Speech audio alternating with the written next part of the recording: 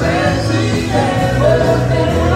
Nous voulons voir, nous voulons voir, nous voulons voir Jésus élevé. Nous voulons voir, nous voulons voir, nous voulons voir Jésus élevé. Pas à pas, allons de l'avant, peu à peu, gagnons l'idée. La prière est notre puissance, les miracles, c'est tout la terre, à terre, à terre, à terre, à terre. Pas à pas, allons de l'avant, peu à peu, gagnons l'idée. La prière est notre puissance, les miracles, c'est tout la terre, à terre, à terre, à terre, à terre. Nous voulons voir, nous voulons voir, nous voulons voir, nous voulons voir Jésus élevé. Nous voulons voir, nous voulons voir, nous voulons voir, allez, nous voulons voir Jésus élevé. Nous voulons voir, nous voulons voir, nous voulons voir, nous voulons voir Jésus élevé. Nous voulons voir, nous voulons voir, nous voulons voir Jésus élevé. Nous voulons voir Jésus élevé. Comme sur ce pays, montrer à tous la vérité. Il est le chemin vers le ciel. Nous voulons le voir Jésus élevé. Dans ma famille, comme sur ce pays, montrer à tous la vérité. Il est le chemin vers le ciel. Nous voulons voir, nous voulons voir, nous voulons voir Jésus élevé. Nous voulons voir, nous voulons voir, nous voulons voir Jésus élevé. Nous voulons voir, nous voulons voir Jésus élevé. Nous voulons voir, nous voulons voir, nous voulons voir Jésus élevé. Nous voulons voir Jésus élevé.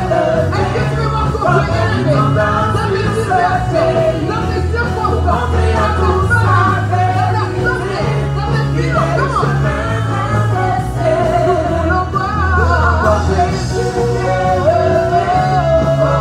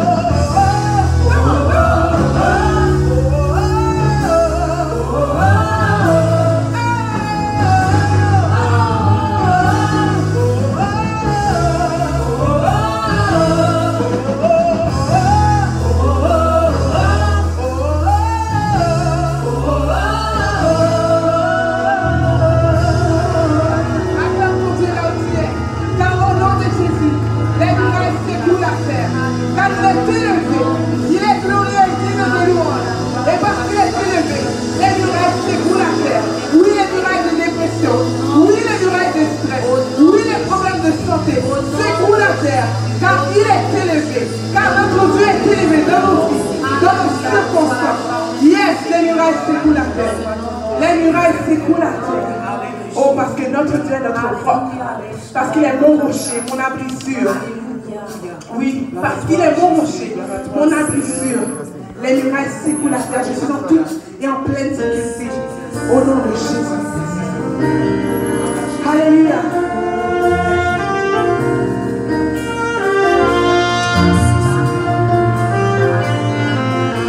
Alléluia. Tu es digne de gloire, gloire, gloire, gloire.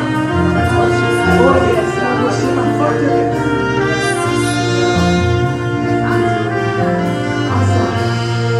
Il est un,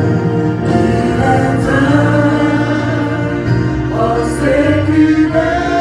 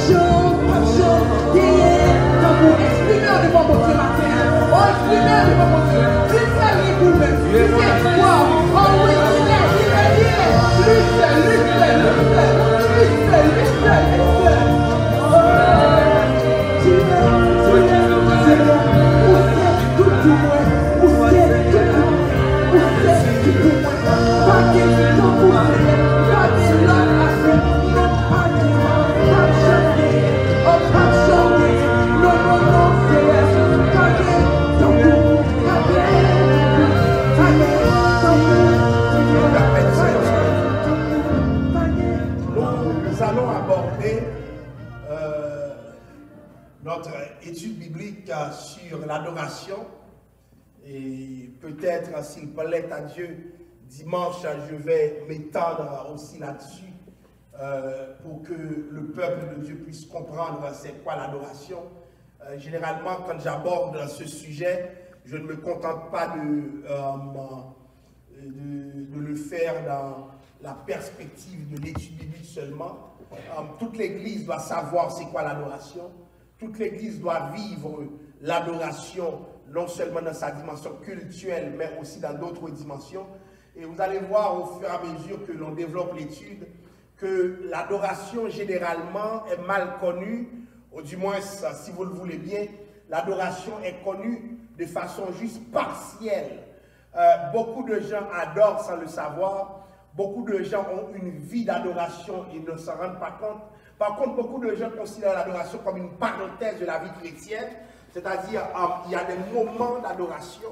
Et pourtant, nous allons voir que, au-delà même du concept momentané et du concept de l'adoration qui s'inscrit dans la durée, nous allons voir que l'adoration peut être l'exercice de toute une vie, mais ça va dépendre de la conception que la personne entretient par rapport à la démarche de l'adoration.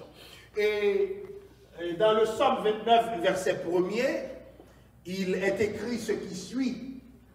Fils de Dieu, rendez à l'Éternel gloire et honneur. Et j'aime l'idée de rendre, puisque quand on rend, ça veut dire que ce qui peut être l'objet comment dirais-je, de cette démarche, forcément n'appartient pas pleinement à la personne qui l'a. Je rends quelque chose qui ne m'appartient pas, n'est-ce pas? Je rends quelque chose qui, justement, appartient à un autre. Et dans le Psaume 29, le texte, l'auteur ne peut pas plus bien dire lorsqu'il affirme « Fils de Dieu, rendez à l'Éternel. Rendez à l'Éternel gloire et honneur. » Et j'aimerais que vous sachiez que l'inverse n'est pas vrai. Ce n'est pas à Dieu de te rendre gloire et honneur, mais c'est toujours à l'homme de rendre gloire et honneur. Donc, le terme « rendre » ici me fait penser à l'adoration comme si c'était une dette. Une dette que la créature doit toujours avoir par rapport à son Créateur. D'autant que, nous le savons, nous autres humains, nous sommes créés pour quoi? Pour la gloire de Dieu. Mais à ce qu'il paraît, ça dépasse l'existence de l'homme, puisque Jésus disait à Satan, « Retire-toi » Matthieu 4, verset 10, Satan, car il est écrit, tu feras quoi? Tu adoreras, c'est-à-dire, l'ordre d'adorer est intimé même à la personne de Satan. Satan devait adorer Dieu. Je n'ai pas besoin de vous dire, pour nous autres églises qui sommes là chrétiens, même le mondain devait adorer Dieu. David de parler dans des termes plus clairs, je suis dans ma démarche introductive, le temps que plusieurs personnes viennent. David disait quelque chose, que tout ce qui respire loue l'Éternel. Mais comment David parle en ces termes? Chers amis, le thème de l'adoration et de la louange sont des thèmes qui transversalisent toute la Bible. De la Genèse à l'Apocalypse, Dieu est un Dieu qui veut être adoré, c'est-à-dire Dieu veut avoir la centralité. Et vous comprenez pourquoi, dans un culte, c'est pas ça que je résous ici, lorsque vous aurez compris c'est quoi l'adoration, lorsque vous aurez compris que Dieu veut être au centre, lorsque vous aurez compris que Dieu ne partage pas cette centralité, vous comprendrez que l'adoration voudra dire aussi moins de toi, plus de Dieu. Parce que souvent, nous faisons plein de choses, nous agissons de plein de manières, mais nous avons oublié celui qui est au centre de tout ce que nous faisons. Souvent, nous avons oublié l'essentiel et nous sommes orientés vers l'accessoire. Et l'étude biblique de ce soir a la prétention de vous forcer à sortir d'une certaine compréhension de l'adoration pour aller dans une démarche biblique, christocentrique, qui remet Dieu à sa place. Parce que, chers amis, si Dieu n'est pas à sa place, l'adoration, elle est vaine. Je commence par vous dire, et nous arriverons bientôt sur ces textes, le sujet d'aujourd'hui, ce n'est pas un sujet sur lequel l'homme a des droits, puisque nulle part de la Bible, l'homme n'a décidé comment il faut adorer Dieu. Vous entendez ce que je vous dis? C'est Dieu qui décide la manière, la façon dont l'homme va articuler sa démarche vers lui. Ça veut dire quoi? Je n'adore pas comme je veux, mais j'adorerai comme Dieu le veut. Amen. Et alors, la question se posera aujourd'hui de savoir comment est-ce que Dieu veut l'adoration. Et nous allons analyser certains préconçus, certaines questions vous seront posées en cours de route pour voir que lorsque nous sortirons de cette série d'études, vous allez comprendre que il y a des églises qui méritent de fermer leurs portes tout simplement. L'émotion est là, l'agitation spirituelle est là, mais Dieu n'est pas là. Peut-on adorer sans Dieu? Et peut-on offrir à Dieu quelque chose qu'il ne veut pas? Ou du moins, c'est toujours possible de l'offrir. Est-ce que Dieu recevra quelque chose qu'il ne veut pas? Nous irons bientôt voir les études bibliques et comment dirais-je, les textes concernant l'adoration. La première fois dont le mot apparaît dans la Bible qui permet de décrire d'autres exercices antérieurs. Nous verrons ces choses au fur et à mesure. Alors, commençons. J'ai quelques questions. Est-ce que l'adoration, c'est une expérience avec Dieu ou c'est le fruit, le produit d'une émotion?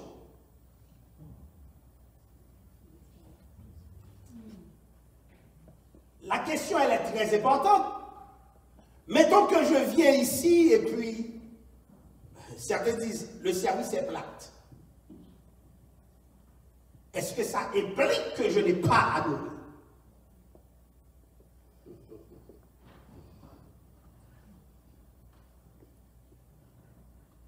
Est-ce que c'est lorsque mon émotion est touchée, j'ai aimé la manière dont le culte a déroulé, il y a certains canons qui sont respectés, la musique synchronisait avec les voix, il y a eu une symphonie dans la salle.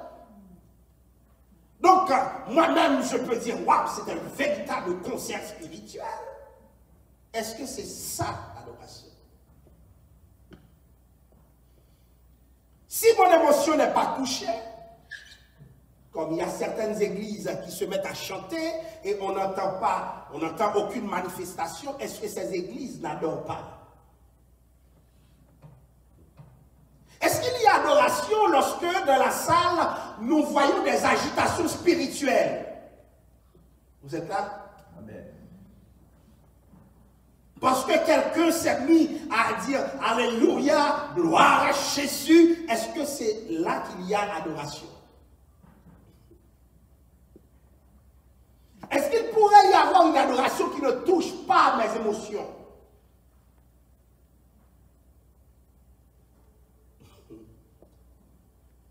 C'est sûr que vous ne pouvez pas répondre de court. Je vous reposerai ces questions parce que là, vous allez répondre dans toutes les directions. Il va falloir qu'on cadre un peu ce qu'on est en train de dire. Est-ce que c'est une expérience personnelle avec Dieu ou il y a-t-il lieu de l'envisager dans une logique collective? Est-ce que c'est une expérience personnelle ou bien est-ce que c'est une expérience collective? Est-ce que j'ai le droit de dire que le peuple adore et puis moi j'adore pas? Ou bien est-ce que quand quelqu'un dit par exemple, mais tout le monde adorait, par exemple, je ne sais pas si ça vous est déjà arrivé, il y a un groupe de personnes qui disent, ouh, le service était tellement bon, il y a un autre groupe qui dit quoi? Est-ce que ça vous est déjà arrivé? Qui a raison? Qui adorait, qui n'adorait pas? Est-ce que c'est une expérience personnelle? Donc, comme j'ai senti que c'était bon, il y avait adoration. Le jour où je ne le sentais pas, il n'y avait pas adoration. Ou bien c'est que tout le monde sent quelque chose. Est-ce que tout le monde peut sentir qu'il y a adoration et une seule personne sentir le contraire? Et dans ce cas, qui a raison? Pouvons-nous être des adorateurs et quelqu'un parmi nous sent quelque chose et puis l'autre ne le sent pas? Vous êtes avec moi? Quand est-ce que l'adoration est bonne? Cette question, il faut se la poser. Quand est-ce qu'il y a une bonne adoration?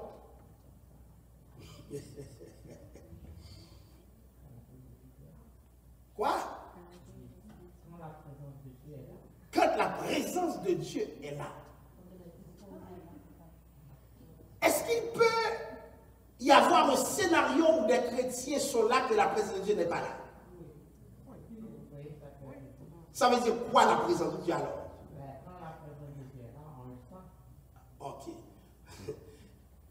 Là, j'anticipe. Il y a la manifestation de la présence, il y a la présence. De quoi tu veux parler?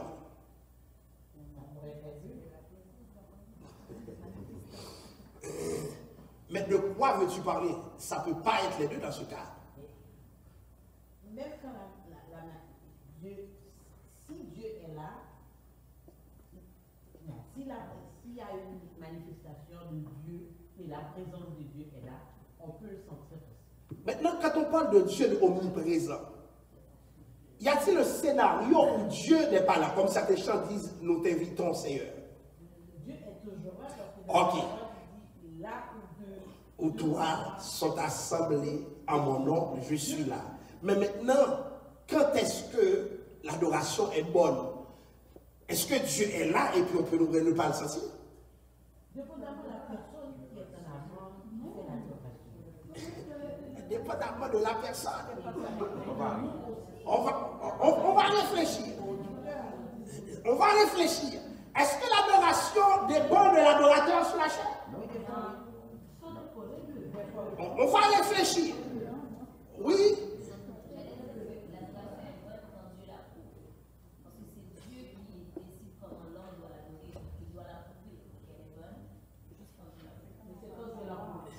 Alors, tu anticipes ma démarche. Et beaucoup de concepts de développement sur l'adoration font dépendre cette démarche d'une personne, de son vécu, de son expérience. Et même, c'est tellement relié à l'expérience, nous verrons même des gens qui dépendent de dirigeants. Nous allons voir tout cela. C'est quoi la limite du dirigeant? C'est quoi l'assemblée elle-même? Est-ce que je peux adorer quand l'assemblée n'adore pas? Vous voyez? Je vais vous pousser à aller plus loin. Je ne pense pas qu'aujourd'hui j'ai besoin de réponse. J'ai juste besoin de vous troubler un peu pour vous forcer à aller dans la direction que je souhaite. Mais aujourd'hui, plusieurs personnes disent des choses qui sont là-dedans, mais j'aimerais vous dire que chaque question amène des réponses qui amènent encore d'autres questions. Ce n'est pas simple. Ce n'est pas simple. Pourquoi? Parce que c'est quelque chose qui relie l'homme avec son Dieu. Alors, est-ce que ça dépend de la qualité de l'expérience vécue? Genre, mon expérience a été tellement bonne aujourd'hui, donc j'ai adoré.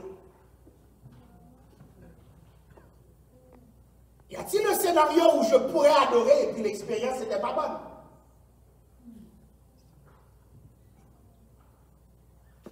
Genre, je n'ai pas compris le service, moi, service à tête en bas, mais m'adorer quand même. Est-il possible? Voilà pourquoi je préfère ne pas courir sous ça. Parce que nous allons aborder le sujet dans sa complexité pour nous voir un paquet d'aspects là-dedans. Alors, Dieu accepte-t-il toute forme d'adoration?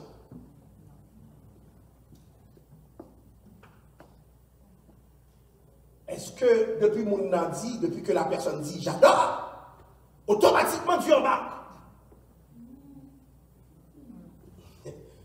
quelque chose que j'aime souvent dire.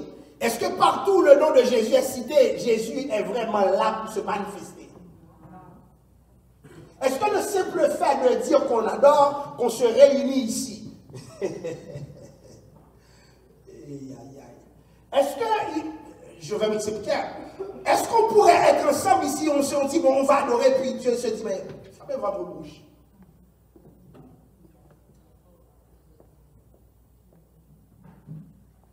Nous allons voir tous ces éléments. Et je veux que vous sachiez que ce n'est pas juste musique, chant, voix. Nous allons voir que l'adoration, c'est toute une vie devant Dieu. C'est quoi l'adoration? Attends-moi, je ne vais pas pressé comme ça. Je ne vais pas pressé comme ça. Là, c'est moi qui pose la question. Cela veut dire qu'on n'a pas besoin de faire des acclames, des bruits pour adorer Dieu. Par notre façon de vivre, on adore Dieu. Alors, beaucoup plus que cela, beaucoup arrivé là tout, c'est comme quand je parlais de l'aspect émotionnel. Est-ce que sans émotion on peut adorer? Alors, moi je préfère poser les questions plutôt que d'y répondre maintenant. Est-ce que sans émotion on peut adorer? Parce que pourquoi je vous pose ces questions? C'est parce que beaucoup de gens pensent avoir le monopole de l'adoration. Parce que ces gens ont développé un savoir-faire, et puis d'autres s'érigent en critique d'autres églises, à l'effet que ces églises n'arrivent pas à faire autant. Mais qu'est-ce que l'adoration? Si on ne s'entend pas sur le concept, on va avoir beaucoup de mal pour dire c'est quoi la vraie adoration. Et lorsque nous aurons découvert c'est quoi la vraie adoration, nous pourrons à ce moment retourner sur ces questions pour dire, vous allez voir, ce sera tellement facile. Alors, on commence. C'est exprimer la révérence pour Dieu. Donc, avoir un sens de la crainte révérentielle pour rendre hommage à Dieu, se prosterner devant l'objet de l'adoration. Donc ça, c'est une adoration, et c'est une définition un peu succincte. J'ai une autre définition beaucoup plus importante, mais jusqu'à présent, ces définitions ne sont pas complètes. Quand on parle d'exprimer la révérence pour, si tu ne sens pas de respect pour ton Dieu, tu ne peux pas l'adorer. Point barre. Et voilà pourquoi, chers amis, il y a un respect, ceux qui comprennent c'est quoi l'adoration. Il y a une révérence à laquelle personne n'a droit, sauf Dieu. Si quelqu'un dirige cette révérence vers toi, refusez-le. Parce que ça peut être une adoration. Par le fait que mon estime, mon niveau, mon placé où, qui peut être problématique. Les gens te doivent du respect, mais pas de la révérence, comme Dieu. Vous voyez ce que je veux dire? Au niveau, yon météo, peut-être que tu es un idole pour cette personne. Et c'est pour ça que moi j'ai un problème lorsque quelqu'un dit, on voit la presse, est-ce que c'est quoi ton idole? Telle personne est ton idole, mais non, tu es chrétien, je ne peux pas avoir une idole. Parce que Dieu est au centre de ta vie. Amen. Maintenant, il y a une manifestation de révérence. C'est-à-dire que quand j'adore Dieu, je manifeste une révérence à ce Dieu. Et cela implique quoi? Vous allez voir, dans Habakkuk 2, verset 20, la Bible, la manifestation de la révérence passait par le silence. La Bible disait, l'Éternel est dans son temple, que toute la terre. C'est étonnant, Dieu est dans son temple et puis on s'adresse à la terre. L'Éternel est dans son temple, que toute la terre fasse silence devant lui. La présence de Dieu quelque part implique une attitude de respect. Mais voilà ce qui se passe aujourd'hui. Même lorsque l'Église adore, je vois que c'est le moment que les gens choisissent pour parler. Est-ce qu'on peut parler de révérence dans ce cas? Moi, j'aurais des problèmes. Je n'aime pas les va-et-vient. Je n'aime pas les disciplines. Parce que pour moi, c'est comme si Dieu n'était pas là. Parce qu'une autorité serait là, tout le monde se conformerait. Donc la révérence envers Dieu, c'est toute une attitude de respect. Il y a des choses que je ne peux pas faire pendant que je suis dans un culte. Là, c'est l'adoration dans son sens spirituel que j'aborde. Mais vous allez voir, l'adoration dépasse le culte. J'adore Dieu en dehors du culte. Nous allons voir ces aspects. Donc maintenant, une culte révérentielle, reconnaître la valeur d'eux. Tu ne peux pas adorer Dieu si tu ne connais pas la valeur de ton Dieu. Parce qu'en adorant Dieu, tu donnes valeur à ce que Dieu est déjà. Et voilà pourquoi tous ne peuvent pas adorer Dieu. Parce que si tu ne valorises pas ton Dieu, tu ne peux pas l'adorer. Malheureusement, certains voient l'adoration dans une perspective, puisque je chante, donc j'adore, ces raccourcis sont trop faciles. Il faut aller au-delà, mais donner de la valeur à son Dieu. Je continue. Ok, Psaume 96, versets 7 et 8 parle de lui attribuer sa valeur suprême. Quelqu'un peut-il lire ce texte pour moi rapidement? Psaume 96, versets 7 et 8.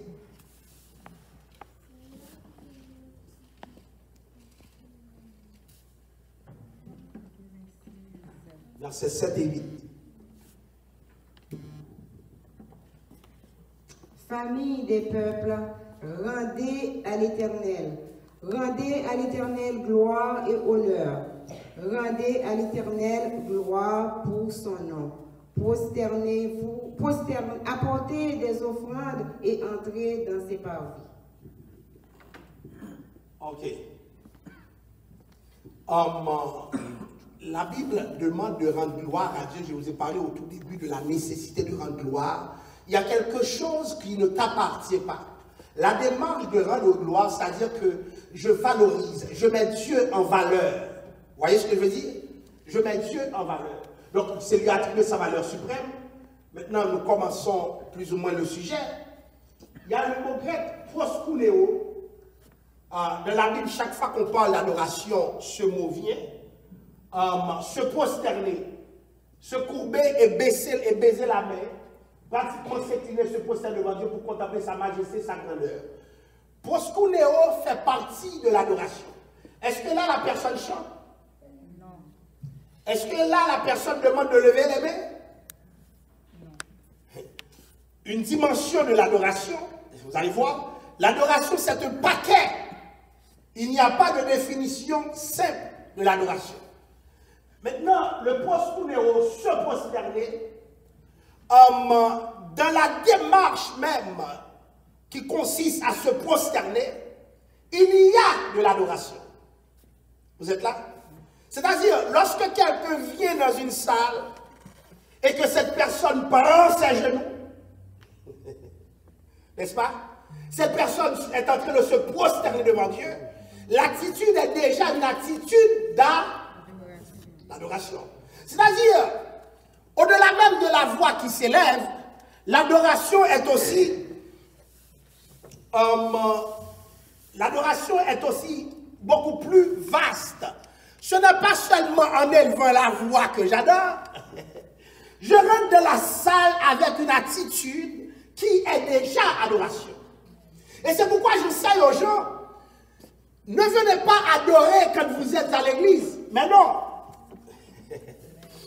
L'adoration, avant même de venir ici, commence. Les gens pensent que l'adoration commence quand le dirigeant lance le culte. Et voilà pourquoi la dépendance au dirigeant est accentuée. Mais non, je suis un adorateur, je suis dans ma démarche d'adoration depuis chez moi. Vous êtes là, hein? Et ici, nous voyons le proskuneo se prosterner, se couper et baisser la main. Et c'est pour cela que, vous allez voir plus tard, je vais voir avec certains textes avec vous plus tard, le refus du proskuneo. Quand tu prends quelqu'un comme les 10 lépreux, là, qu'est-ce qui s'est passé avec les 10 lépreux? Il y a un d'entre eux qui a retourné et qu'est-ce qu'il a fait? Il s'est prosterné. La Bible ne raconte pas ce qu'il a dit, mais se prosterner seulement. Alléluia. Et attention, nous partons d'une culture qui a fait perdre au proskuneo son sens. Pourquoi? Parce que souvent, lorsqu'on nous punissait, on nous disait mettez-vous à genoux, mettez-vous à genoux. Maintenant, lorsque nous nous mettons à genoux devant Dieu, plusieurs personnes ne voient pas ce que ça veut dire, se mettre à genoux. Vous voyez ce que je veux dire? Se mettre à genoux, c'est ce pourquoi Aman et Mardoché étaient en litige. Parce que ça peut être, pas dans tous les cas, je le répète encore, pas dans tous les cas, mais une dimension, ça peut être une dimension de l'adoration. Donc, les gens, quand ils font leur prosterné, s'inscrivent dans une démarche d'adoration de leur Dieu. Donc, cela veut dire que nous devons prendre l'habitude de nous prosterner devant notre Dieu. Vous voyez ce que je veux dire? Nous devons prendre l'habitude de nous prosterner devant Dieu, mais pas prosterner parce qu'on nous l'a demandé. Même nous prosterner parce que nous le sentons. Amen. Yes. Alléluia. Nous devons sentir quelquefois que le Dieu avec qui nous traitons, nous ne pouvons pas traiter d'égal à égal avec lui. Donc nous baisser devant lui. Et Dieu seul.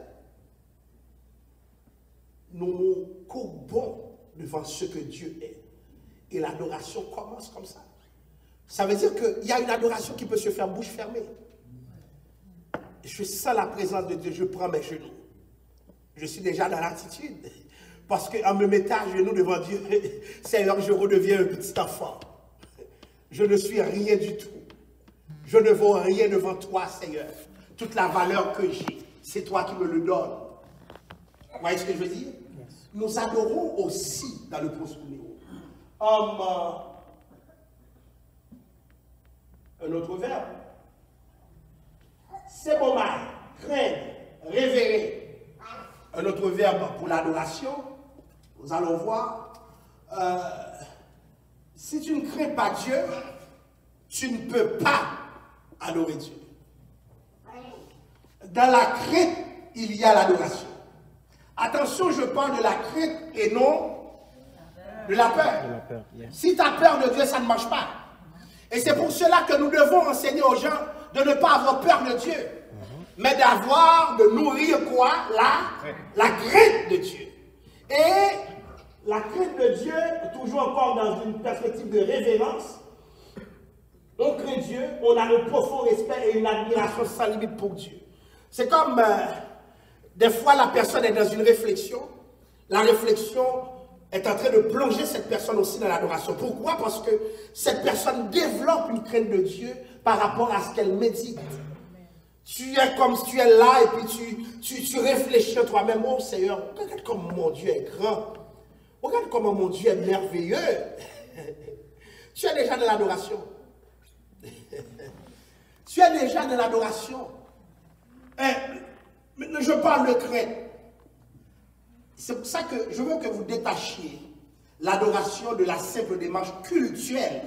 Ce n'est pas dans la démarche cultuelle seulement que tu adores. Regardez, la crainte de Dieu transparaît dans quoi? J'allais toucher ça, mais je sais que Dieu ne veut pas que je touche ça. Par crainte pour le Seigneur, je ne le fais pas. Ça fait de moi quoi? Hein? Cela veut dire que je ne peux pas finir de toucher cela et prétendre que je suis un adorateur parce que je n'ai pas de crainte pour mon Dieu. Quelqu'un qui agit comme il veut et puis il vient dans le service, ça vient trembler, pas occupé. Parce que l'adoration, c'est toute une vie. Je peux être dans mon naturel quelqu'un d'agressif, mais parce que je suis adorateur, j'exprime la crainte pour Dieu, je dois laisser l'homme intérieur prendre le contrôle de ce que je suis pour que mon tempérament exprime la crainte pour Dieu. Et c'est là que nous tombons dans le sémomai. Il y a des gens, leur manière d'agir, de parler, témoins qui n'ont aucune crainte pour Dieu, ils peuvent ouvrir la bouche, mais en vérité, ils n'adorent pas. Yes, amen. Et c'est ce que nous devons enseigner aux gens, parce que nous pensons que c'est la personne qui vient ici, et puis c'est comme si l'adoration se résumait à un ensemble de technicalités. Attention, il y a des gens dans le monde qui le feraient mieux que nous. Amen, Céline Dion ici, il prend un chant chrétien, il y a des gens dans sa lac à trembler. Je mens. Ah oui, il y a des gens du monde qui viendraient prendre un chant ici. Vous verrez la salle sursauter. Mais est-ce que cette personne adore? Elle chante. Elle chante. Voilà pourquoi, chers amis, nous devons enseigner l'adoration en la dépouillant de toutes sortes d'émotions. C'est au-delà de mes émotions que j'adore. Même si, alléluia, mes émotions participent également dans ce que je fais. Yes. Parce que l'adoration touche mon cœur, touche mon âme, peut me pousser à pleurer, peut me pousser à crier devant mon Dieu, n'est-ce pas? Mais attention, ces détails subjectifs ne peuvent pas écarter la dimension objective de l'adoration. L'adoration authentique, c'est ce détail-là. Est-ce qu'il y a crainte? Un peuple se met à adorer, et puis ce peuple ne respecte rien pour Dieu. Je vais vous dire, il y a un texte de la Bible, je ne sais pas si quelqu'un peut le chercher pour moi pendant que je vous parle. Éloignez-vous de moi le bruit de vos cantiques. Éloignez de moi le bruit de vos cantiques. Dieu n'a pas de problème de cantique. Est-ce que tu peux lire pour moi à haute voix? Donne-lui le micro. Oui. Lis le texte où tu le trouves.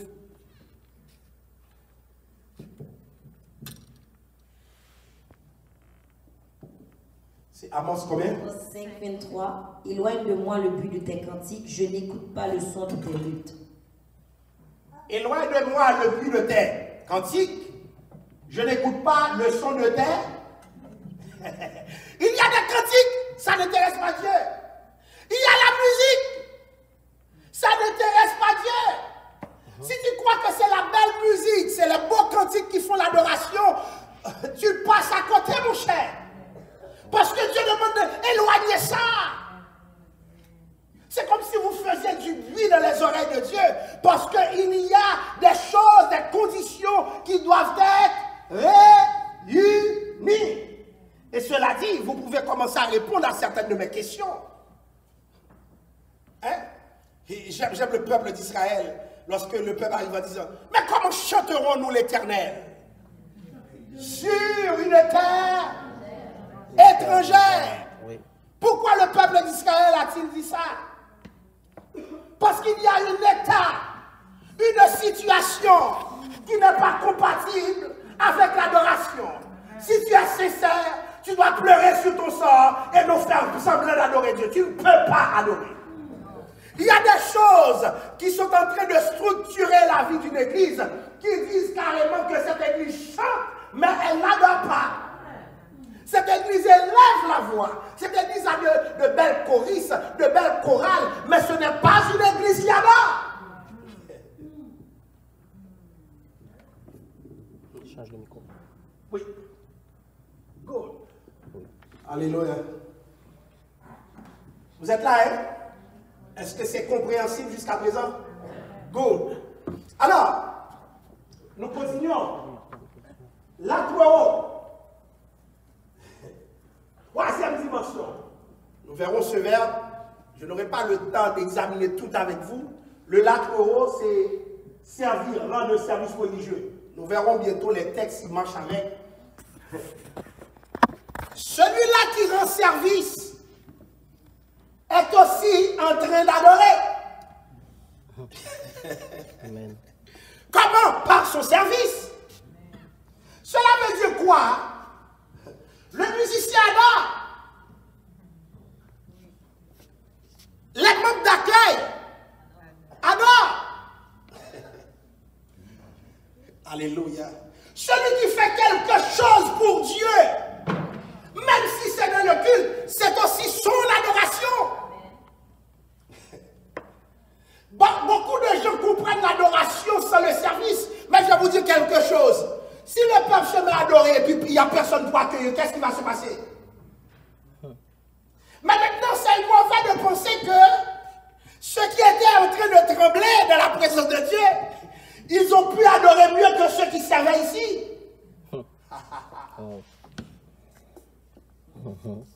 Vous êtes là? Amen. Yes. Parce que le service fait partie intégrante de l'adoration. Yes.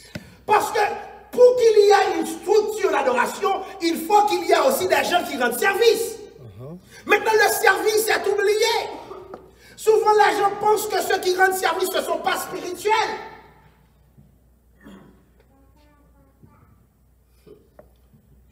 Je vais venir avec un verset sur cela.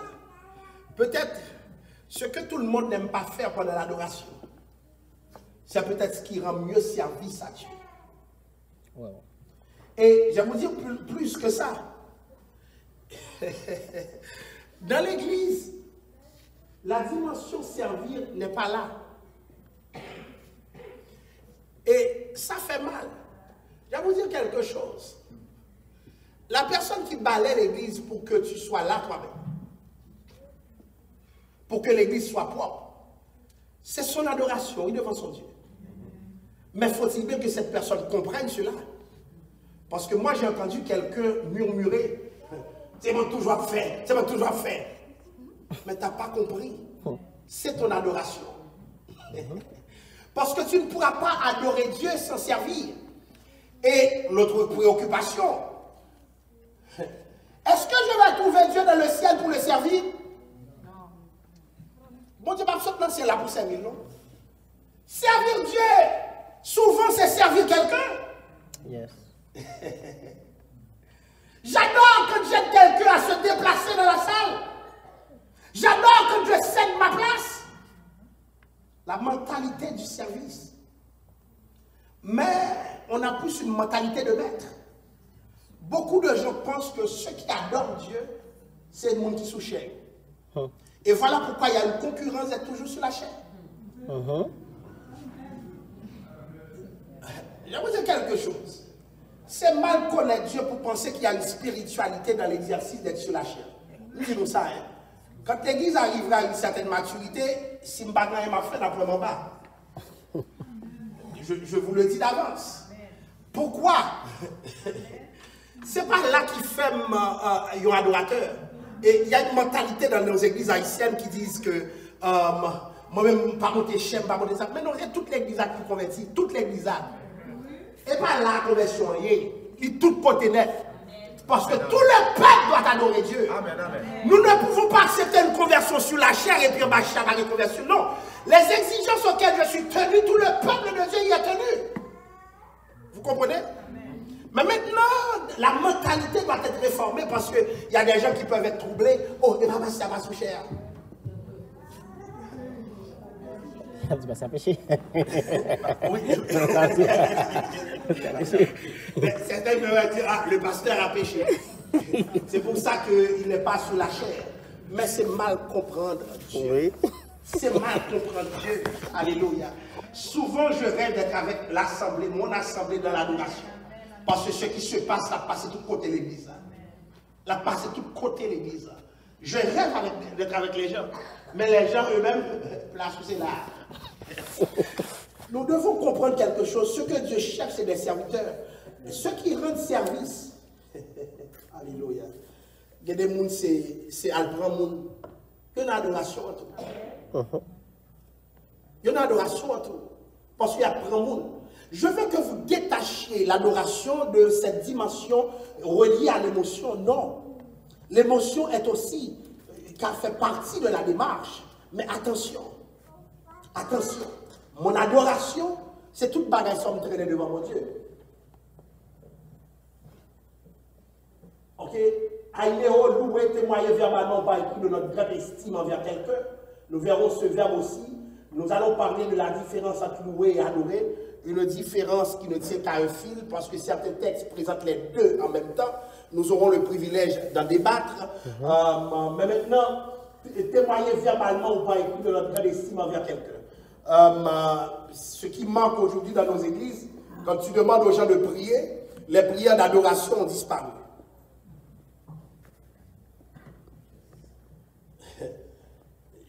C'est des choses que tu ne vois plus à l'église. Par exemple, quelqu'un lève la main pour dire « Seigneur, je te loue, je t'adore, je t'exalte, au Père. Merci pour ce que tu as fait. Merci de ta présence parmi nous. Merci des grâces que tu nous as octroyées. Seigneur, que tu es grand, que tu es merveilleux. Nul n'est comme toi.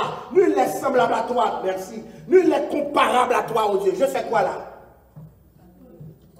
Je fais quoi? Je suis en train d'adorer. C'est-à-dire que beaucoup de nos prières devraient aussi être des prières d'adoration. Il manque de prières d'adoration.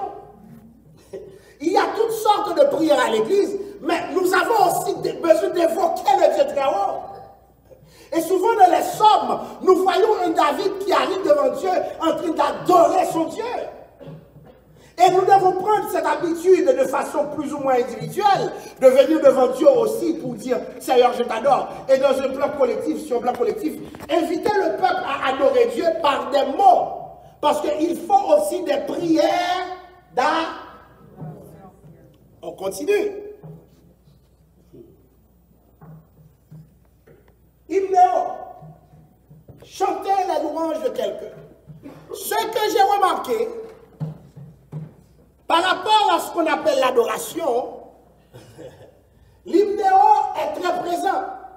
La plupart des gens qui parlent de l'adoration aujourd'hui se réfèrent à l'hymnéo, la dimension qui consiste à chanter.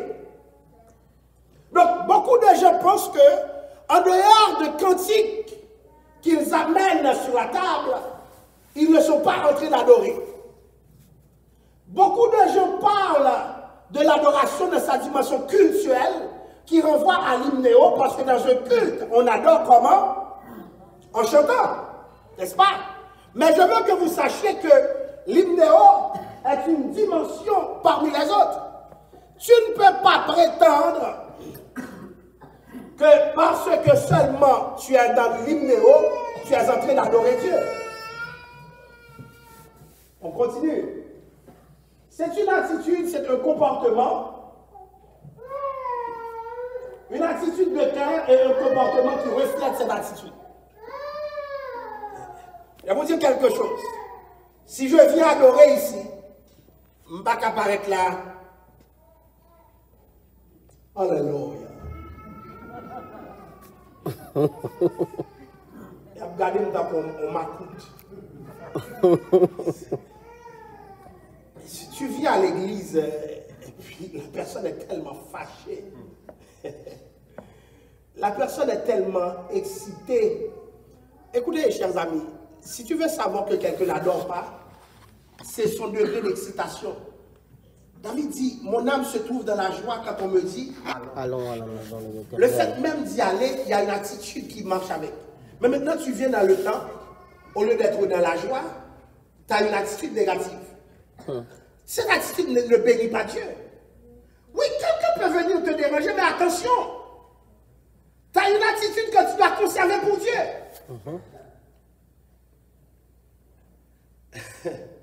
Donc, beaucoup de gens, par leurs attitudes, ne peuvent pas adorer, mais ils peuvent quand même ouvrir la bouche. C'est genre, la personne vient dans la salle, quelqu'un a dit quelque chose, il est tellement dérangé, et puis pendant pas adorer, ou elle lève maintenant, elle n'a pas adoré. Mais tu n'adores pas. Tu es en train de faker. Ou fake. Et c'est pour cela que, je vais vous dire quelque chose, moi-même, quand je suis dans le culte, il y a des nouvelles, je ne vie pas moins. Parce que je suis en train de livrer quelque chose à Dieu. Si quelqu'un vient me déranger, mon chef m'a dit, go pour les mavos. Je vais sérieux, je vais loin. Parce que je viens livrer un culte à mon Dieu. l'homme bon Dieu ça pour liant. Ben, je ne dis pas s'il y a une urgence, vous voyez.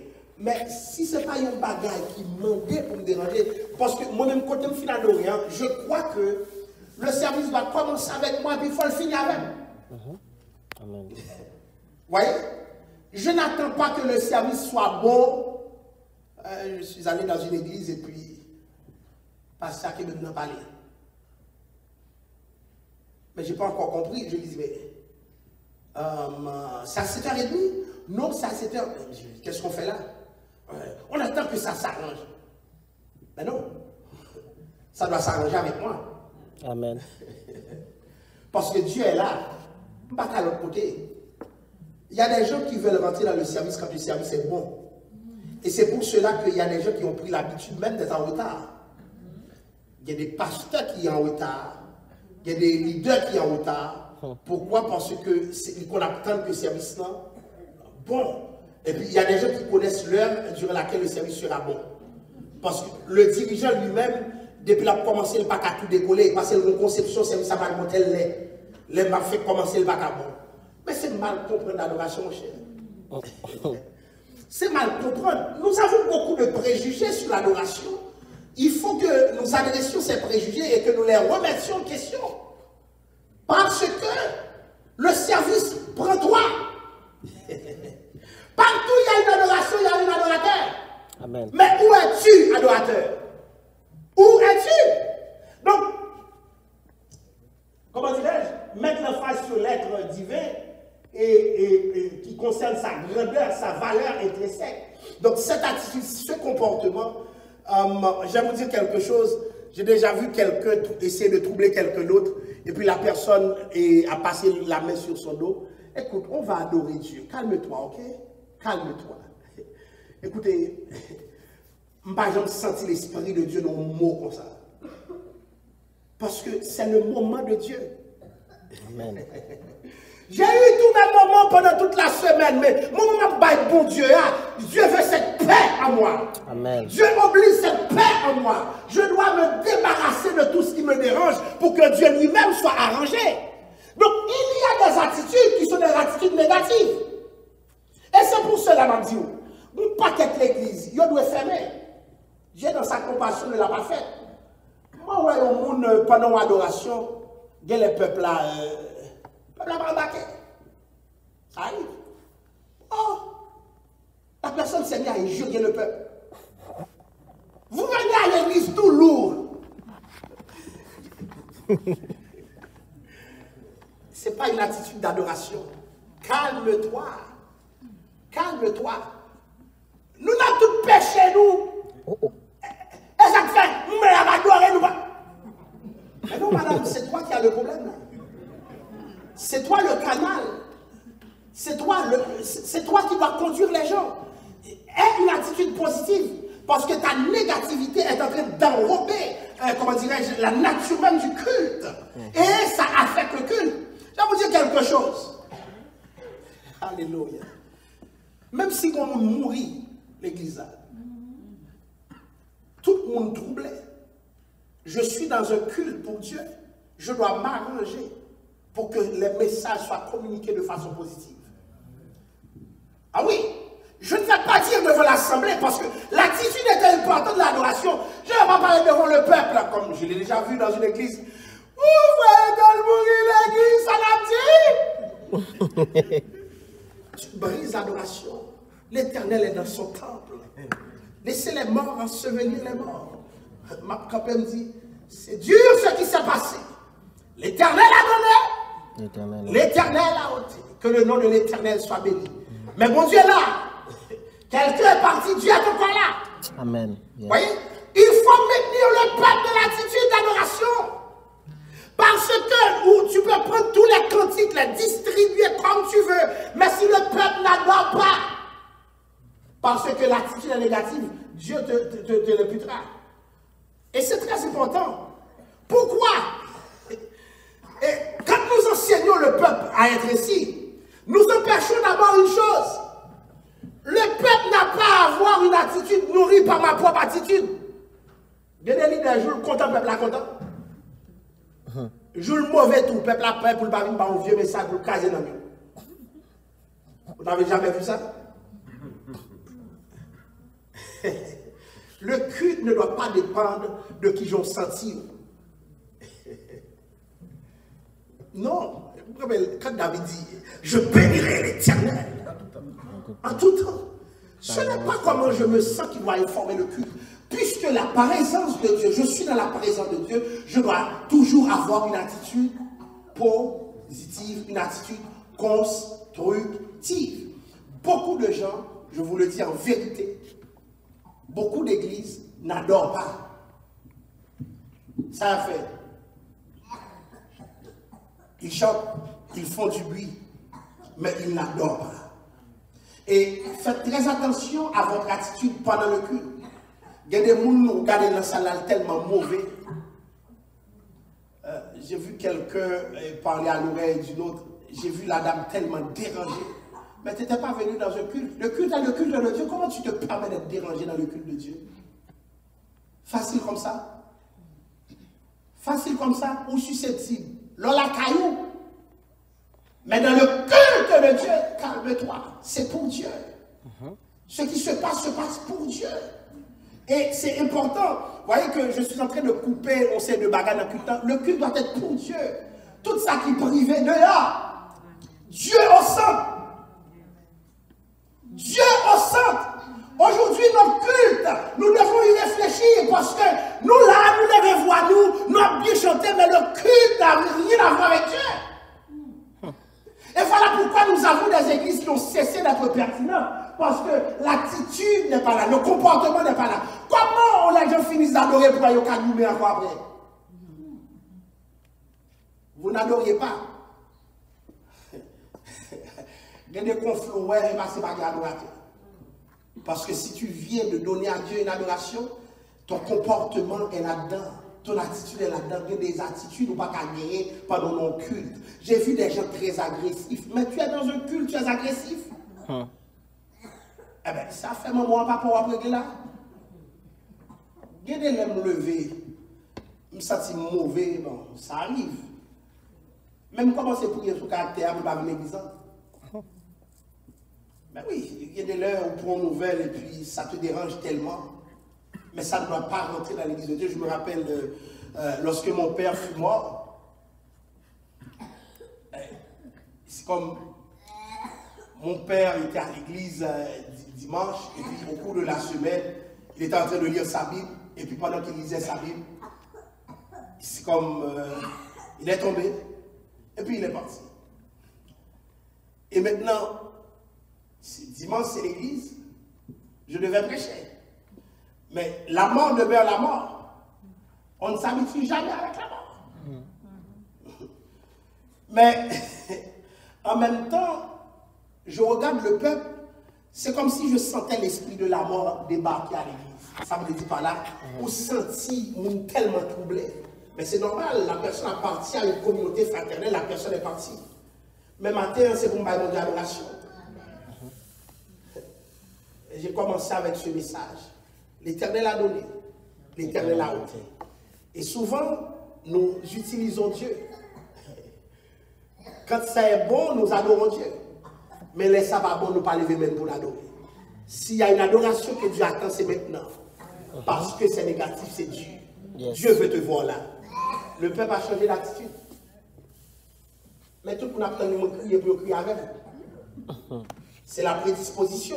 Je comprends cette réalité. J'ai demandé à Dieu la force de ne pas pleurer. Parce que, je vais vous dire quelque chose, ce ne serait pas anormal si je me mets à pleurer non plus. Vous voyez ce que je veux dire? Mais j'ai demandé à Dieu la force. Parce que quand tu enseignes quelque chose, il faut que le peuple aussi comprenne. C'est en toute circonstance, être toujours positif, être toujours constructif, même dans le malheur, parce que on n'a pas adoré avec le peuple là. Puis, regarde, on ne va pas passer là pour le peuple là, l'adoration. Non. Au contraire, trouver les moyens de faire adorer le peuple de Dieu. Vous voyez? Alors, un sens de respect, de crainte pour le Tout-Puissant, une manifestation de respect dans le débordement, hein? L'adoration, c'est un débordement de pensées et d'émotions. Quand on lit le psaume 23, par exemple, nous trouvons ce débordement. Je voudrais habiter tout dans la maison de l'Éternel. Et aujourd'hui, ce que David voulait réaliser, Dieu l'a dépassé. David voulait habiter toute sa vie dans la maison de l'Éternel. Mais je dis, l'Éternel habitait en nous. Nous sommes la maison de Dieu. Vous voyez? Nous sommes la maison de Dieu. Un déversement de la révérence. Ok, déversement de l'âme qui exprime sa profonde révérence et sa crainte. Tout ça, c'est des façons de définir l'adoration. Mais où est-ce que je veux venir? Voilà. Quand je parle d'adoration, l'aspect proskuneo, se prosterner, hommage, soumission, reconnaissante. Si tu es un adorateur, tu rends hommage à ton Dieu. Tu te soumets à ton Dieu. S'il n'y a pas de soumission, il n'y a pas Adoration. Autrement dit, un rebelle ne peut pas adorer. Mais quand je parle de soumission, attention, il y a des bagailles dans la perspective du post-kunéine. Je me prosterne devant Dieu. Ce que j'ai remarqué aujourd'hui avec beaucoup de cultures qui se sont intégrées pour altérer ce que nous faisons dans la présence de Dieu. Écoutez, je parle de se prosterner devant Dieu comme une perspective d'adoration, mais je ne parle pas de tomber par terre. Il y a des gens qui ont des options sauvages, brutales. On Dieu qui a levé au de la poussière, il y a même. Pipe. Pas de monde à oui, ça va venir à matin nous-mêmes. Pour ça, j'ai entendu quelqu'un dire l'onction qui est sur moi fait tomber les autres. Quand a les têtes, monsieur. Ah ben, vite, fais-moi tomber. Il a soufflé. Il a soufflé. Vite, fais-moi tomber. Il y a des bagages qui ne pas quitter mon fait. C'est ma disposition moi-même. C'est moi qui décide de posterner, mon n'a qu'à planer tout. Mais c'est sa décision. Mais c'est pas le monde qui vient dire. Hein? C'est comme. J'ai dit ça à quelqu'un. Yo la guate m'a prouvé. Parce que, écoute, je suis allé dans une église et puis il y avait 2 lignes. Je priais pour un groupe de personnes et puis je finis de prêcher, l'Esprit de Dieu saisit l'église. Et puis j'étais en train de faire l'appel à l'hôtel que le pasteur m'avait demandé. Et puis tout le monde qui est devant lui, la plaque de water. À un moment donné, les gens qui sont dans sa ligne, ils traversent dans le moyen. Monsieur venu, mais la guerre water non. Mais écoutez, moi-même, je suis radical dans ma compréhension de la parole de Dieu. La Bible a des fondements apostoliques. Je ne fais pas ce que la Bible. Je ne sais pas comment bagage ça sorti. Mais pour qui ça me met la gueule quand même? Ça fait. J'affirme mon autorité sur la personne pour me dire que je me la gueule. Et puis, dans un cercle de pasteurs, nous étions plusieurs, et puis il y avait des amis africains que je connaissais. Et puis, il n'y a pas de monde. Ah, on a gueule ça à déjà.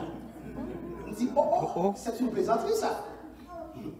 La personne affirme son autorité, sa domination, en faisant ce que la Bible ne permet pas. Pas quitter le monde la droite. Après tout encore, pas quitter le monde la droite. Tu adores Dieu avec ta dignité. Je me prosterne devant Dieu, mais avec ma dignité. Et c'est seul devant mon Dieu, je regarde ma dignité en me prosternant. Mais jamais devant un autre. Amen. Je vais vous dire, il y a des gens même qui prennent habitude. Là. Ce n'est pas toujours vrai dans tous les cas. Je le répète, ce n'est pas toujours vrai dans tous les cas. Il y a des gens qui ne pas prier pour vous, pour ne pas faire encourager vous.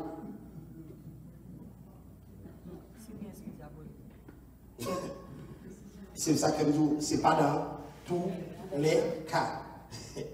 Mais il y a des gens, c'est leur manière d'affirmer leur autorité sur vous.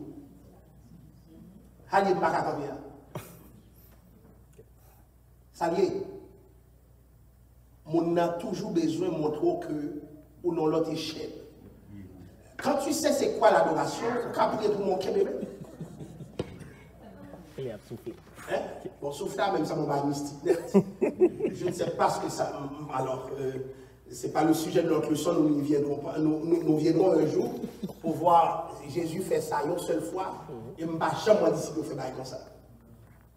Et c'est dans le livre d'Ézéchiel, nous voyons que l'Esprit de Dieu soufflait sur les ossements desséchés. Ézéchiel 37. Mais maintenant, d'où vient cette habitude de nous faire bon côté du fou?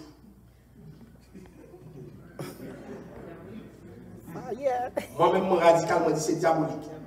Si on monte dans sous chien, on souffle son monde, m'a demandé de le mettre dehors l'église. M'a demandé de le mettre dehors. Amen. Je ne pense pas que moi-même, je vais tolérer un bagage comme ça. Non. Et maintenant, si quelqu'un vient me connaître, et puis il a plagué mon terre, si mon enseigne de ma tout dit tout est à terre. Non, il n'est pas digne pour l'enseigner l'autre monde encore, parce que comment faire un plaguer la terre? Mais non, mais comment on fait la droite? Moi-même, je ne vais pas laguer ma tête, je dis ça va que le vagabond qui viendra me mettre par terre, ça veut dire quoi? L'Esprit de Dieu, c'est un esprit qui est là. Si l'Esprit de Dieu se roule, il n'y a pas qu'à laguer mon tête. Les gens qui tombaient devant Jésus, ils ont tombé parce qu'ils étaient des démons et ils ont tombé roulés. Mais d'où vient cette habitude de mettre des gens par terre? C'est des habitudes qui s'inscrivent dans une logique de domination. Nous ne sommes pas là pour dominer les gens. Yes. Vous voyez, nous sommes là pour élever les gens. Jean, bon Dieu veut les relever. Donc, il y a des conceptions que beaucoup d'entre nous nourrissons. Nous devons les traduire devant la parole. Pour nous venir ou plaguer mon tête. Hein? Mon cher, nous t'as dit moi on prend le nous finir de la terre puis nous prenons quelques leaders nous dit faut naguer à tête oui parce que l'esprit de Dieu sur nous nous ça faut laguer à terre. Alors c'est les gens les plus faibles, les gens les non, écoutez, l'esprit de Dieu faut nous ça ou l'autre. Donc hommage, soumission, reconnaissante. Hein? On prendra les questions après. Oui, dans 5 minutes je commencerai à prendre les questions. Soumission, reconnaissante, c'est ça qu'on appelle le postulé. Servir Dieu, c'est quoi? La dimension la plus haute. J'adore Dieu dans le service. Ça veut dire que, sous par contre, c'est vous qu'on problème l'adoration. Révérence, respect, le sébomai, ça veut dire j'adore Dieu pendant que je manifeste de la révérence, du respect. Et souvent, respecter Dieu veut dire que tu respectes les autres. Amen. Comment respecter Dieu que je ne vois pas si je ne respecte pas les autres que je vois?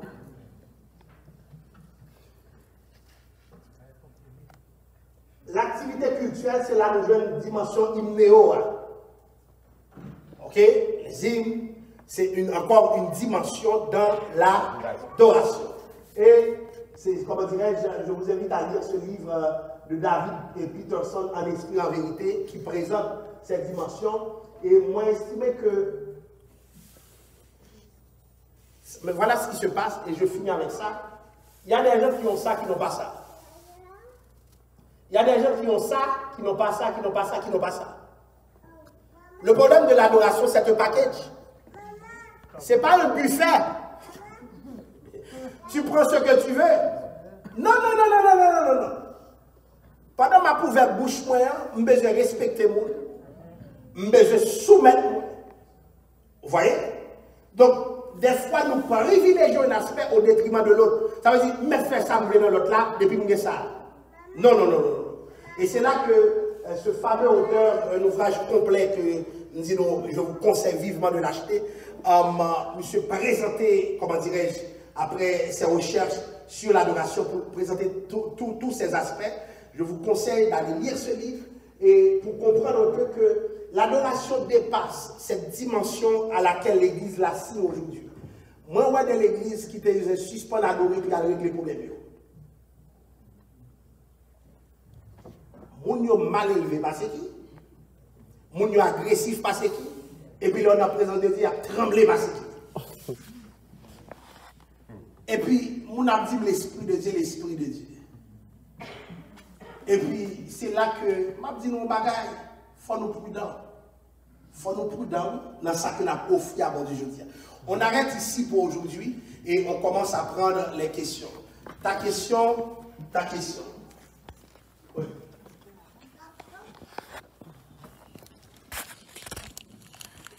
J'en ai deux questions. Est-ce que, moi je vois une similitude entre l'adoration et la louange. Définitivement. Ok. Définitivement. Alors, il y a des gens qui confondent l'adoration et la louange. C'est comme... ils sont mélangés les deux ensemble.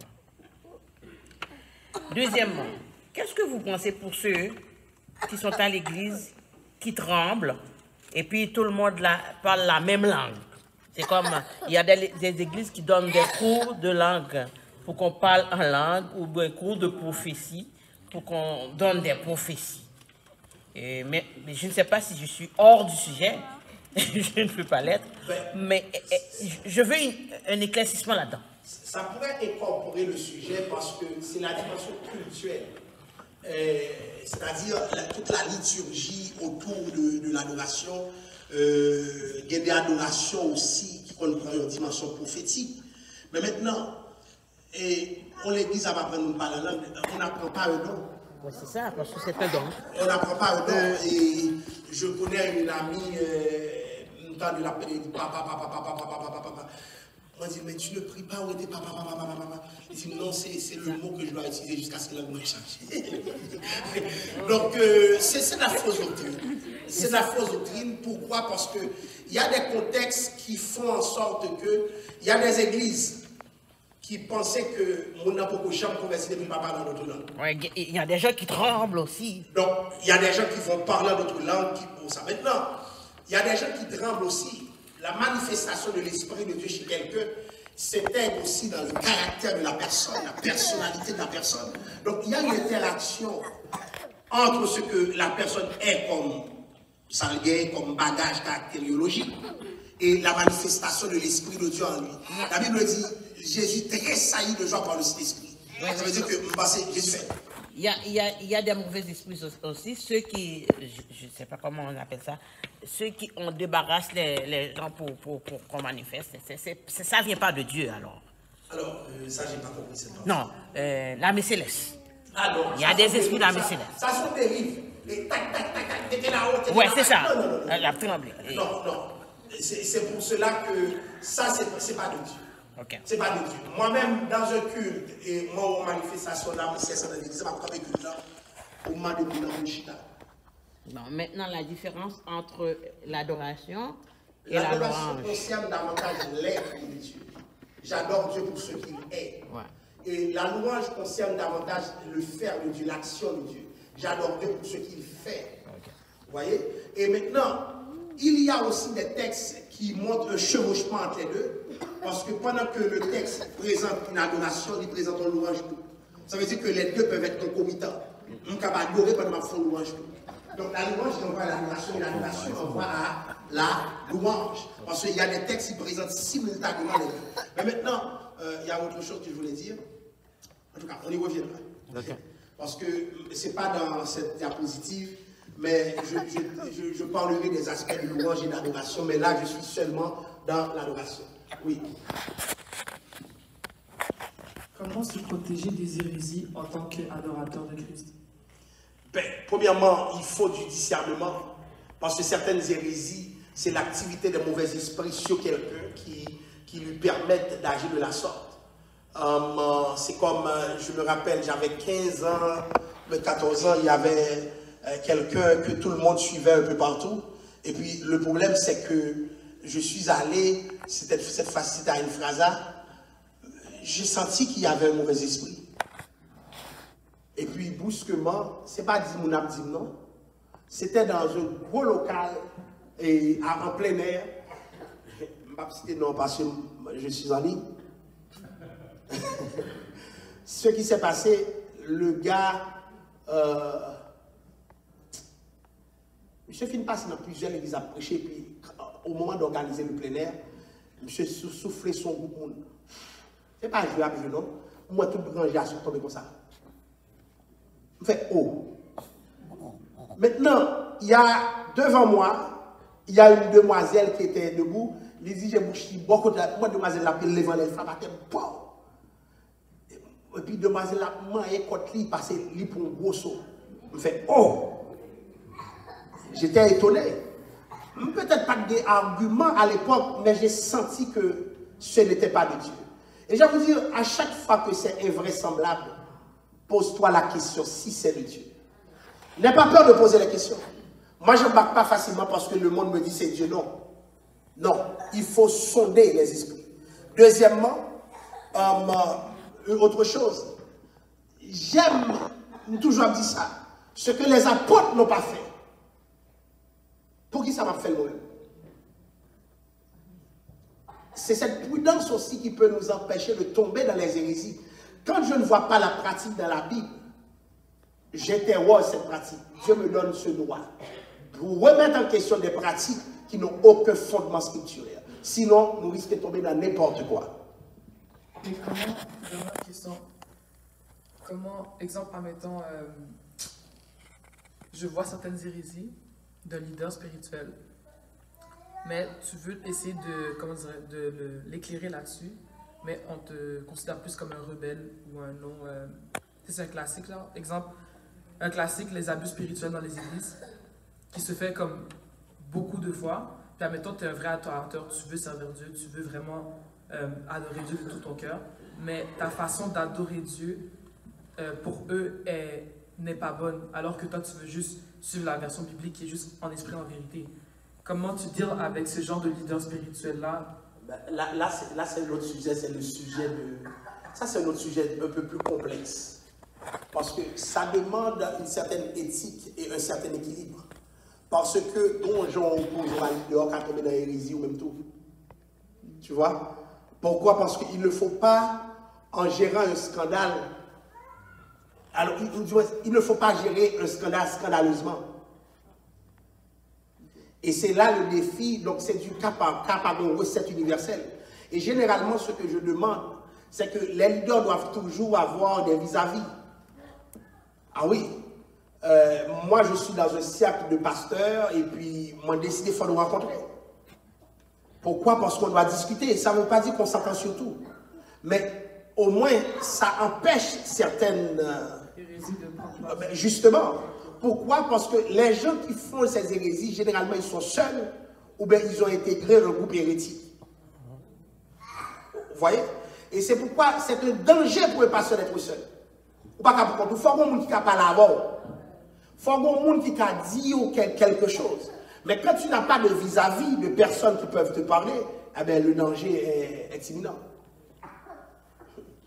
Oui.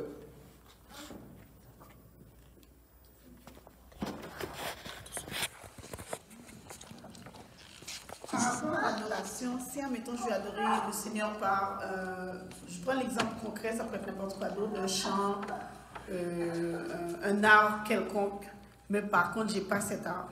Est-ce que mon adoration vers le Seigneur, mais j'ai un cœur sincère, je vais adorer Dieu, admettons par le chant, mais je ne sais pas chanter. Puis je viens chanter pour donner gloire à Dieu, mais est-ce que cette adoration-là est aussi, je ne sais pas comment l'expliquer.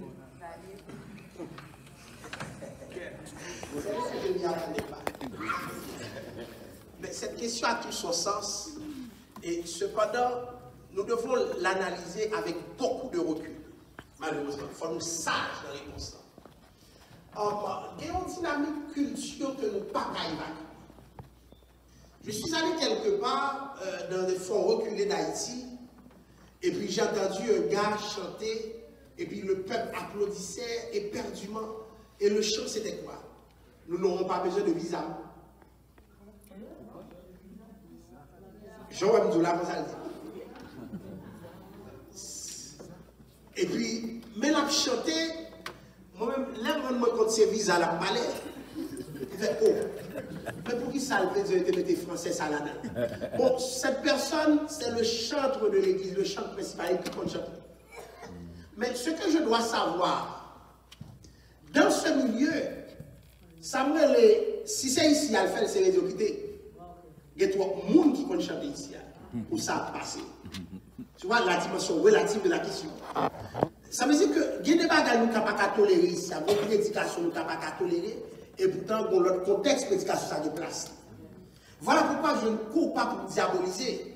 Nous devons nous dire que peut-être que cette personne nous dit de notre côté pour l'exercer dans ça. Et tant pour moi-même qui t'a venu et puis me décider de jouer piano. Souhaiter l'église, on en fout. Parce que ça ne peut être que du bruit. Et maintenant, cela dit, moi-même personnellement, je me rappelle, il y a une génération qui grandissait à l'église. Je passais tout le temps à me diriger. Pour notre génération qui vient, on dit à moi le plus puissant et puis le plus bonne génération. Ah, j'ai commencé à m'asseoir. Ah oui, j'ai commencé à m'asseoir. Pourquoi? Parce que le culte est pour Dieu et Dieu veut l'excellence. Pourquoi il y a l'excellence dans le monde? Et puis dans les affaires de Dieu, il n'y a pas d'excellence. Moi-même, mon problème, et je vais vous dire quelque chose, je pense en avoir parlé avec le frère Yvette, il dit c'est pour mes parents, je vais l'assister avec nous le 31 décembre, mais si mon n'a pas contre chanter, puis il n'y a personne qui fait solo là. Je le lui ai dit, mais pour qui ça pour mon venir pour faire solo, pas contre chanter? Ça n'a aucun sens. Ça dépend ça. Et moi-même, si ça arrive en deuxième fois, je parle de ce m'a dit ma soeur, et ma pression, mais je pensais que les bagages, ça ne peut pas chanter. Ah non, je ne pas de problème pour me dire ça moi-même. Que ça dérange la personne, mais ça arrange Dieu. C'est pas donc. C'est pas donc. Souvent, l'église, il y a un paquet de médiocrité là-dedans. Moi, j'écoute tout. Si le message apprend 2 fois, 3 fois, moi, elle ne va pas passer, chita. Ça ne dérangera pas Dieu. Parce que l'église est une d'excellence. C'est peut-être ça la vie de parler de don. À chacun une place, à chacun sa place. Si vous parlez de don pour faire, tu déranges le royaume. On dit bien, tu déranges le royaume.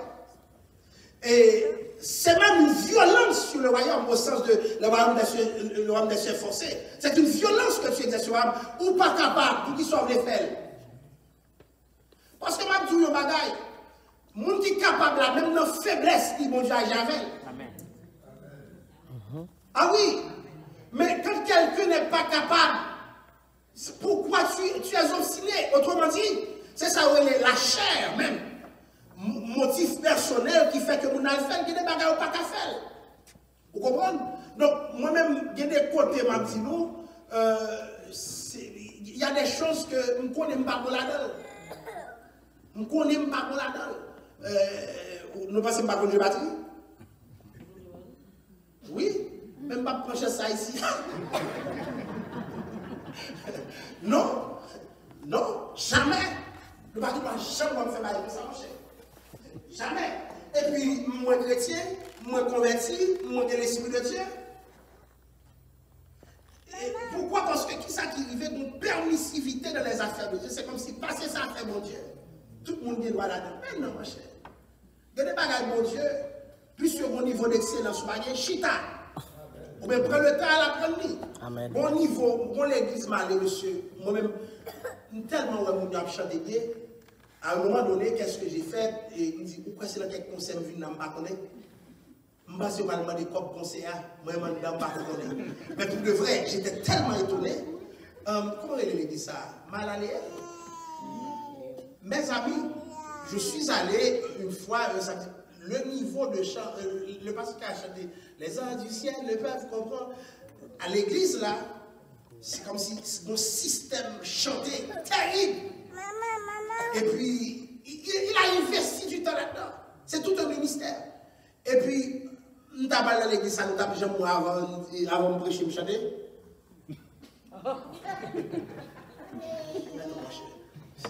Regardez, il y a des bagages, c'est pour un côté, pour l'autre côté, c'est médiocrité. Amen. Et il faut le comprendre ici, oui. Qu'est-ce que l'appel de Dieu? Ta question, ta question. Oui.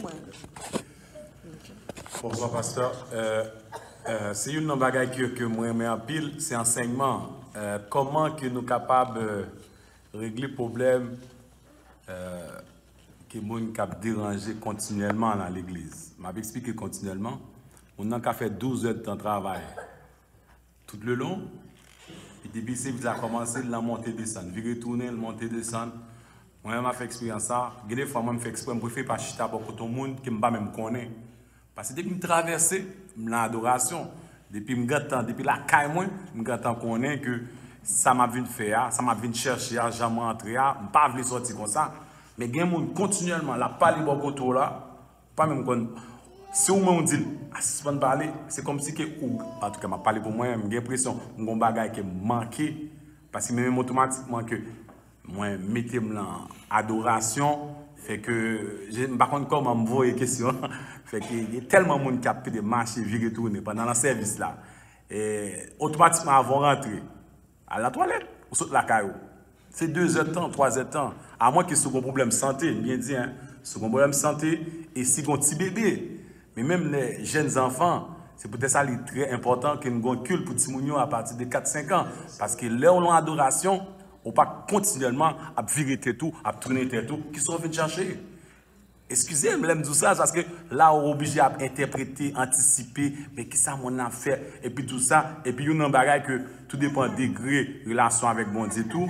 Là où est l'église là, là où est l'adoration, pas qu'à décoller devant. Mettons en prière.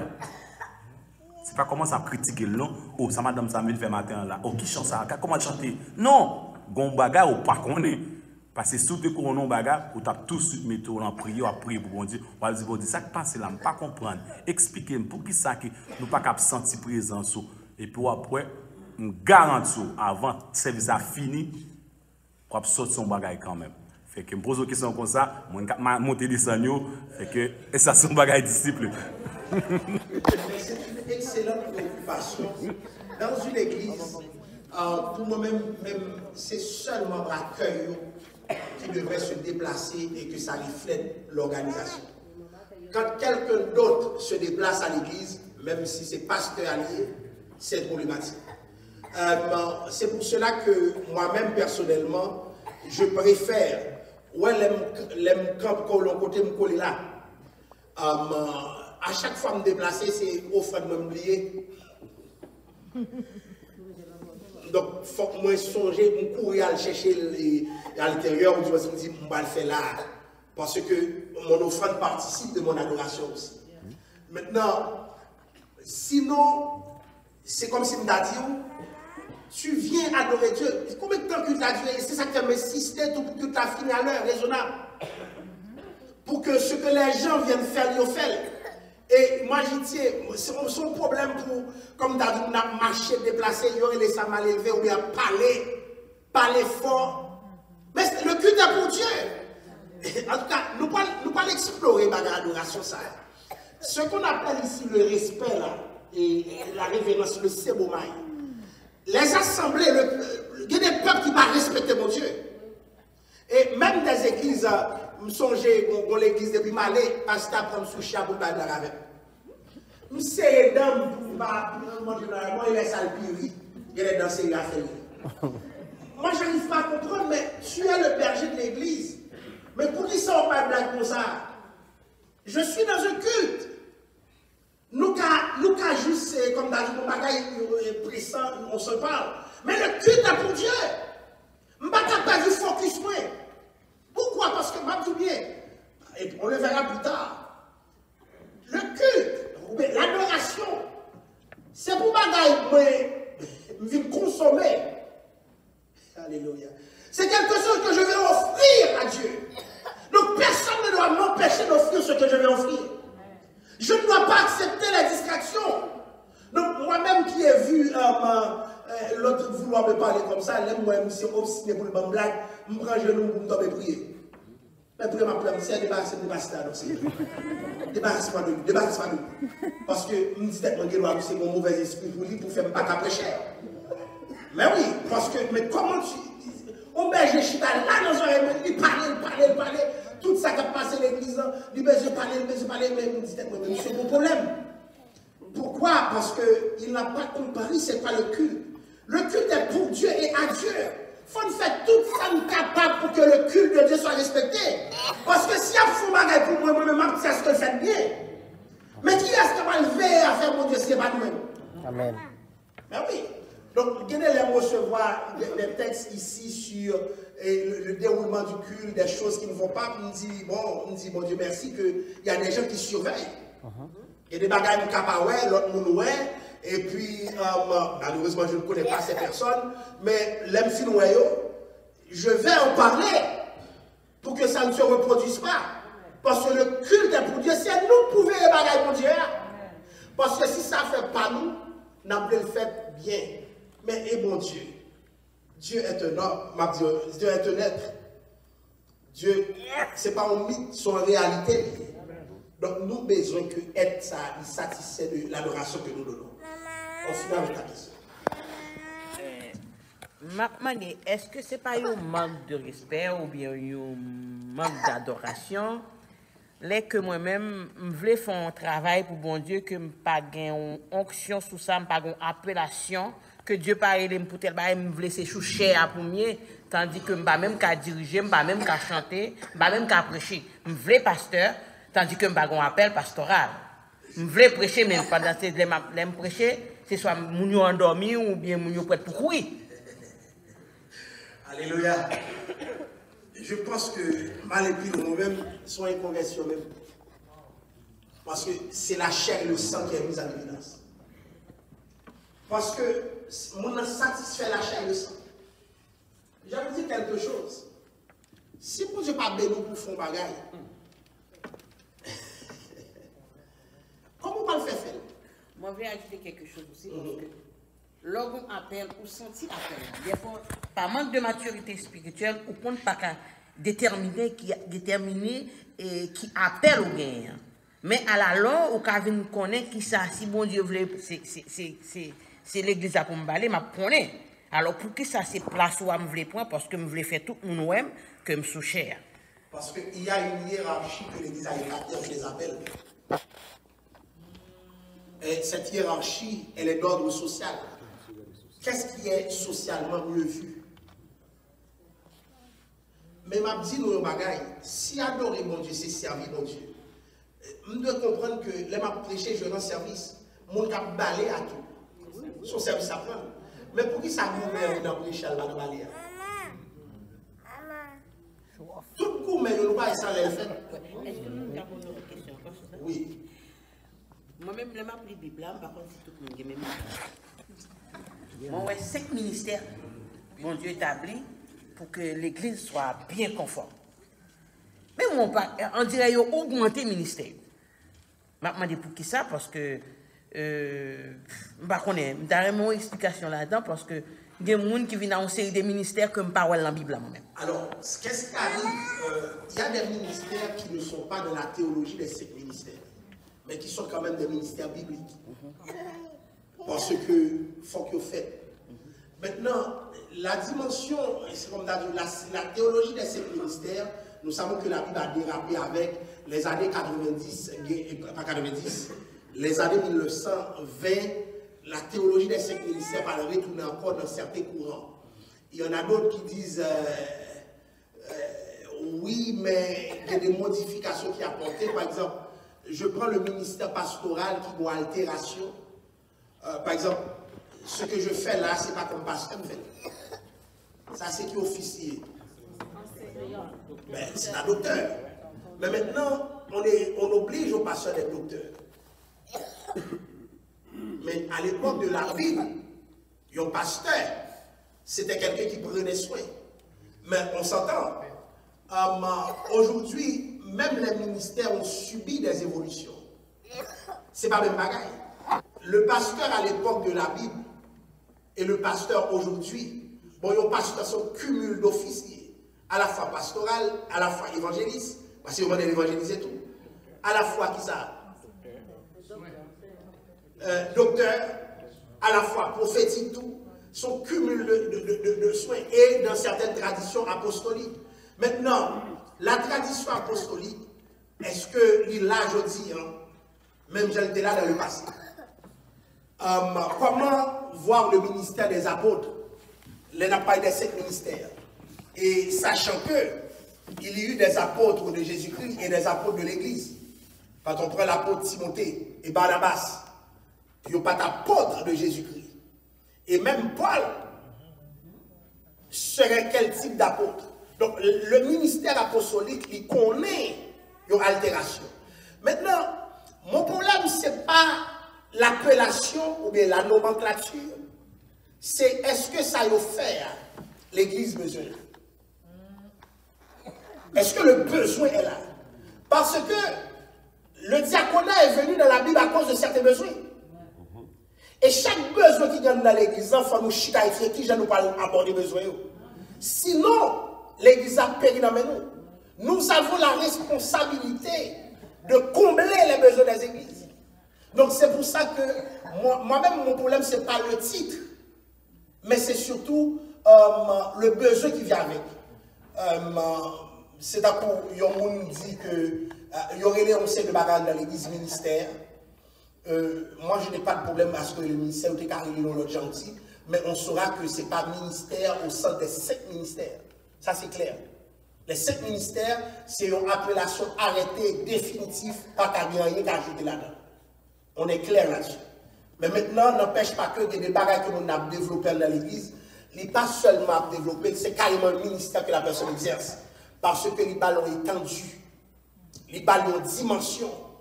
C'est comme, j'ai regardé des chantres aux États-Unis, l'on prend un monde comme Sacha Combs, mais c'est carrément un ministère, ça, international.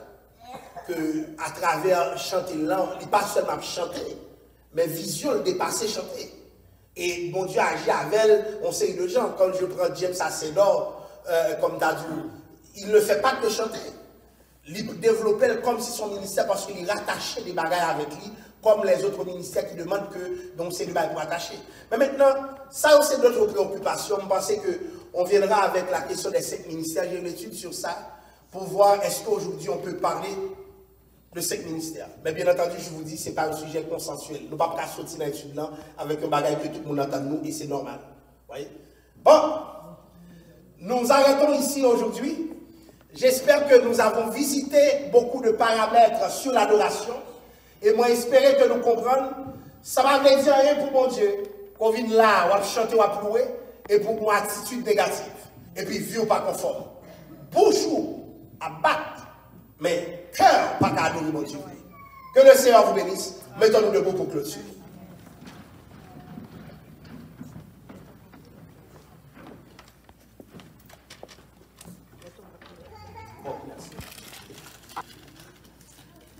Prions le Seigneur.